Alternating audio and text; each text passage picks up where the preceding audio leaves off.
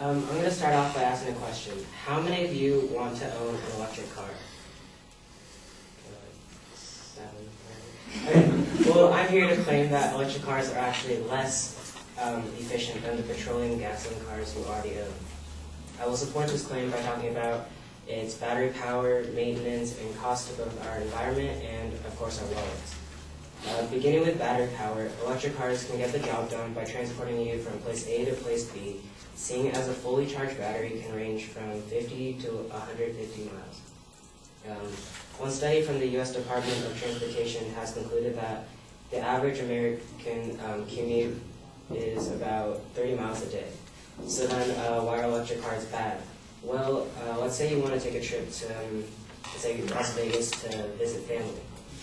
Nevada is definitely more than 150 miles away, which will drain the battery quickly, and even quicker if you use the air conditioner or drive on hilly terrain. Therefore, consumers are risking being stranded in a desert with a dead battery and no charging station close by. This brings me to my second point of keeping the proper maintenance for an electric car. There are significant differences between petrol and electric cars structure-wise. For example, instead of a gasoline tank, there's a battery. Instead of a gasoline pump, there's a charger. And instead of an engine, there's an electric motor. Currently, there is a lack of skilled technicians used to this new equipment that can service and maintain electric cars. When I tried Yelping an electric car technician, I only found 2 places nearby. One is called AC Propulsion, which is located in San Dimas, and the other is AG Electric Car Specialist, which is in Rancho Cucamonga. As you can tell, not many people own electric cars, so there is not a very high demand for these servicemen. Other maintenance also includes charging your car constantly.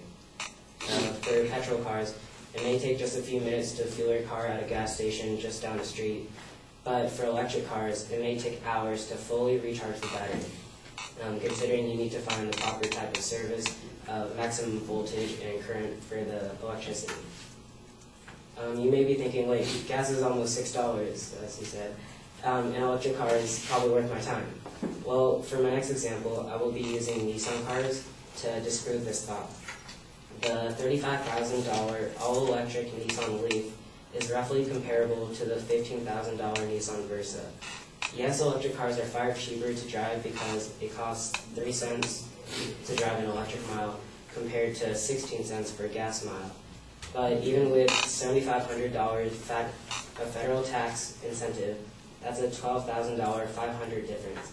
And that money can definitely buy you a lot of gas, even in this economy. The very improvements that will make future electric cars more attractive will also undermine the resale value of past electric cars. By 2016, a new model Leaf would have a better battery that is 20% cheaper and drives 20% farther than the 2012 model. The seller of a used 2012 will see depreciation of a sort that the used car market hasn't seen in generations. Another cost from owning an electric car is throw-in pollution. A study of pollution in 34 Chinese cities has found that the electricity generated by power stations to drive electric vehicles leads to more fine particle emissions than petrol-powered transport. This means that they found the electricity generated to power electric cars cause more pollution than that caused by an equivalent number of petrol-driven vehicles. The study emphasizes that electric vehicles are attractive, but only if they're powered by a clean energy source. According to the Union of Concerned Scientists located in America, which also uses the electric power requirements of the Nissan Leaf as a basis for comparison, they too observe a significant disparity in greenhouse gases released into the environment depending on the source of the electricity itself. In conclusion, electric cars are far less efficient than petrol cars. The battery doesn't last as much as it should, maintenance is a more difficult hassle, and there are too many costs of owning an electric car. So just stick with the car that you have now. Thank you.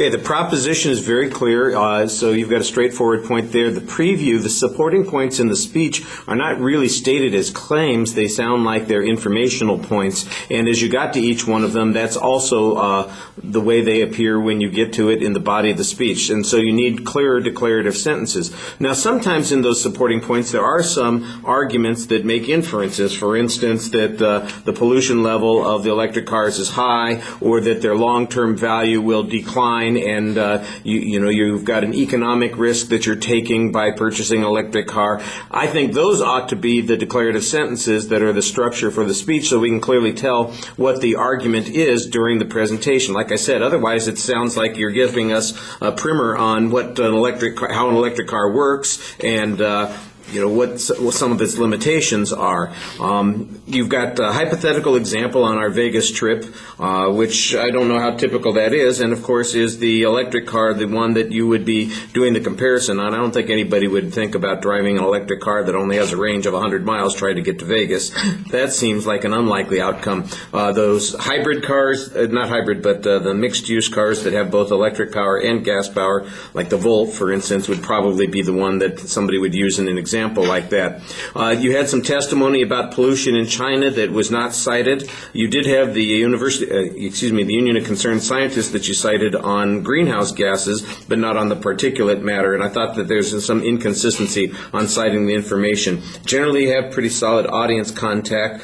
I think you could break down the comparison on costs a little bit more. The $12,500 difference in price, for instance, how long is it going to take us to recover that with the price of gas in order to justify buying an electric car? It shouldn't be too hard to calculate based on what people annually spend on gasoline. That sounds to me like maybe 10 years or so that you're paying.